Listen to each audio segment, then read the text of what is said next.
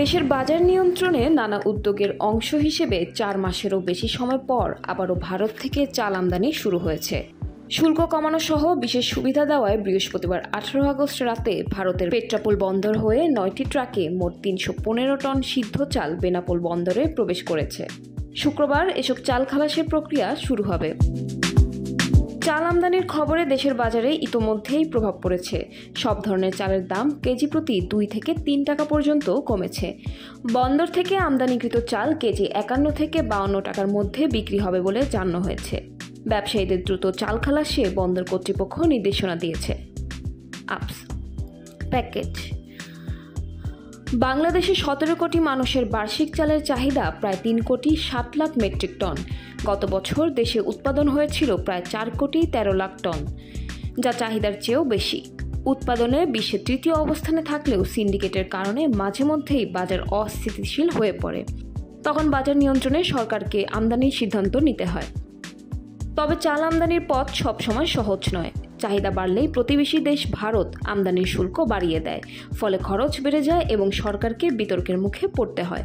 সম্প্রতি বাজারে দাম বৃদ্ধির কারণে সরকার আমদানিতে শুল্ক কমিয়ে 2% নির্ধারণ করেছে।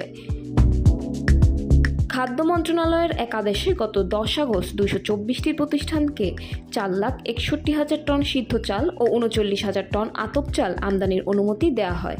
এরই ধারাবাহিকতায় বৃহস্পতিবার থেকে বেনাপোল বন্দর দিয়ে চাল আমদানি শুরু হলো।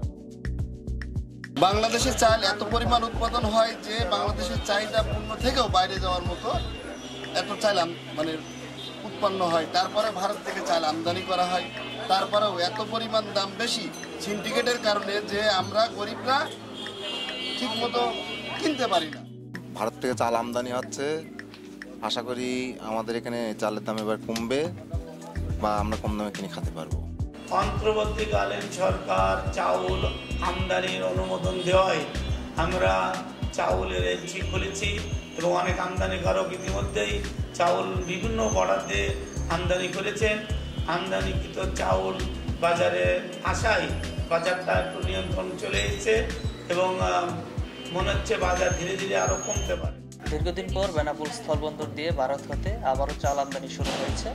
আমদানিকৃত চাল বন্দরের ট্রান্সশিপমেন্ট ইয়ার্ডে সংরক্ষিত রয়েছে। ব্যবসায়ীরা যাতে কাস্টম শুল্কায়ন শেষে চালগুলো দ্রুত খালাস করতে পারে সে বিষয়ে প্রয়োজনীয় সহায়তা করা হচ্ছে। খাদ্য মন্ত্রণালয়ের শর্ত অনুযায়ী আমদানিকারকদের আগামী 30 সেপ্টেম্বরের মধ্যে সমুদয় চাল বাংলাদেশে বাজারজাত করতে হবে।